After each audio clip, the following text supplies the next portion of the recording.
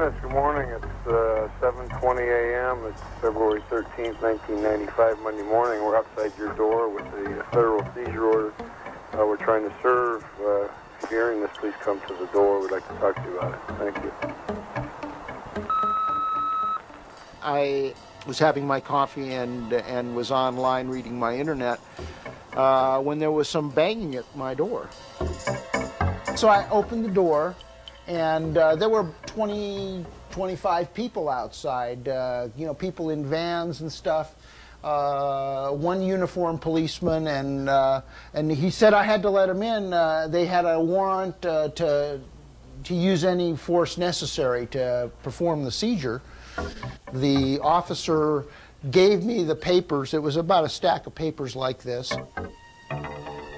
The documents looked valid. It looked like it was signed by a judge, and that they had a right to go through anything in my house to determine if I had any of their copyrighted materials. So I showed them to my computer. They sat here for 6 hours working at my computer, deleting what they wanted, copying what they wanted, scanning my hard disk and my floppy disks. I tried to get them to let me inventory what they were taking. They wouldn't do that. I couldn't look at what they were taking. I couldn't see the files that they were deleting or copying, and they just left.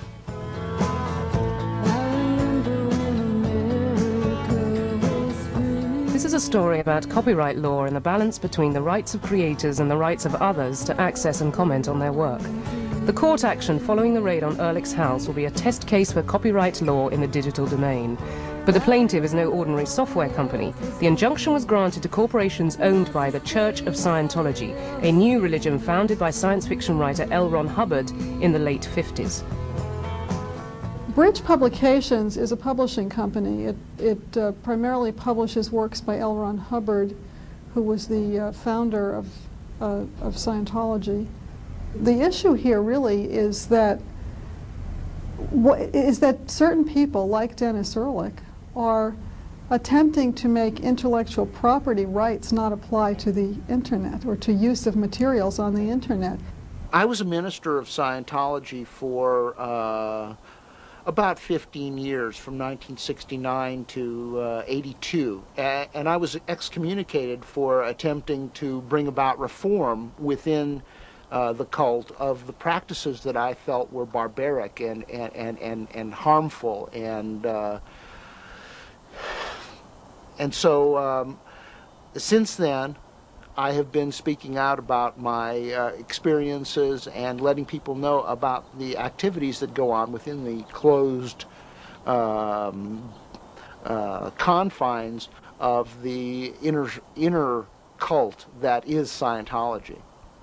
The way Scientology works, it has gradient levels of spiritual awareness and teachings and courses and so forth, studies. And when you do one, then you can go on to the next. And to a certain point, they're open to anyone. And then above that point, you must have done the prior level in order to receive access to the next level.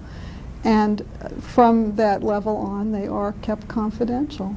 These steps to total spiritual freedom that they're selling to people, they consider them commodities. They're commodities of trade, and for this reason they're trying to assert that they are trade secrets, and I'm violating some trade secret by exposing what I was trained on as a minister of their, quote, religion.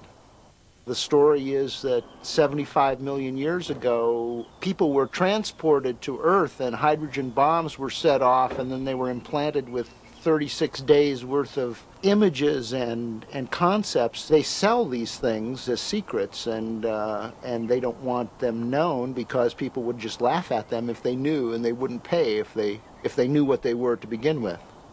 He has done wholesale posting of pages and pages of materials. You could even call it copyright terrorism. He's just saying, I can just slap these materials onto the internet, you know, I put them into this digital form and I can do whatever I want with them, and it's just not true. The law doesn't permit him to do that. Scientology is big business in Los Angeles, claiming the allegiance of top stars. But for many, the idea of a religion that is prepared to use the law to keep its scriptures secret is bizarre. The internet news group alt-religion Scientology is a thorn in the cult's side, an online discussion of its beliefs and practices. When Dennis Erlich started posting to it in autumn '94, the Scientologist response exposed one of the problems of applying copyright law to the internet. I got several letters from from their law firm. They were going to come in and take my computer if I didn't stop posting their copyrighted materials to internet. And I said, well, you know, I don't know what you're talking about. What text are you talking about that I'm quoting?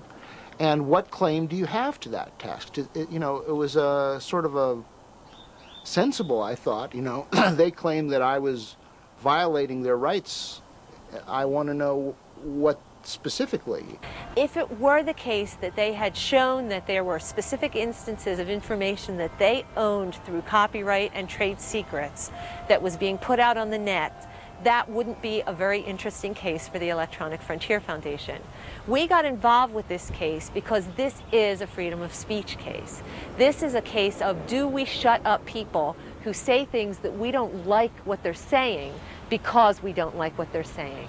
And do we go after system operators who have no control over the content of the messages that their users are putting out there in order to shut up detractors? Erlich accesses the internet through another computer, a community bulletin board system run by Tom Klemmersrud. Having failed to deter Erlich, the Scientologist turned on him. I was sitting here one afternoon and got a telephone call from a woman claiming to be Helena Kobrin. Later, she sent me a message, an email message saying, Dennis Erlich has been posting copyrighted material, and so on and so forth. I replied to her, please provide me with a copy of the copyrighted material so I can compare, and I will be fair. If it's anywhere similar, I'll delete it from the BBS. And that is my legal responsibility, and I certainly would. I don't want to break any laws here. And she sent me a second message saying, that's not good enough. No, you have to kick Dennis Erlich off the system. We tried to explain to Mr. Klemmersrud, you know, what Mr. Erlich was doing and what the problems were. And Mr. Klemmersrud, there were a couple of communications back and forth with him, but his bottom line was get a court order. So we didn't have much choice on that.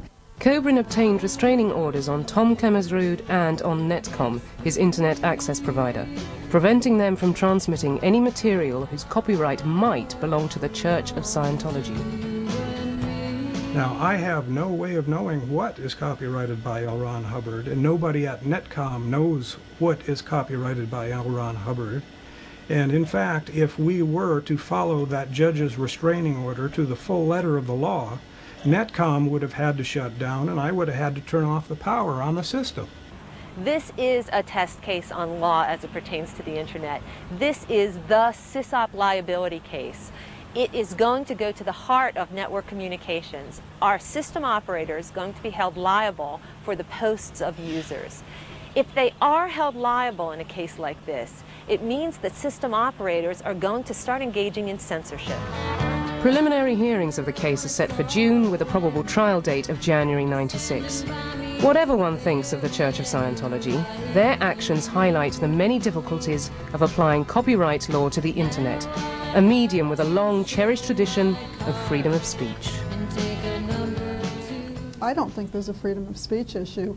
Or if there's any freedom of speech issue, it's the freedom to create and you know, to create intellectually and to have intellectual properties, because that, for many people, is not only their speech, but it's the way they support themselves. What it will involve, if they win, then every group that doesn't want their doctrine exposed, or every criminal agency that doesn't want their internal documents exposed, will have a right to come in and tell you what you can have on your hard disk, virtually, because that's what they've done to me.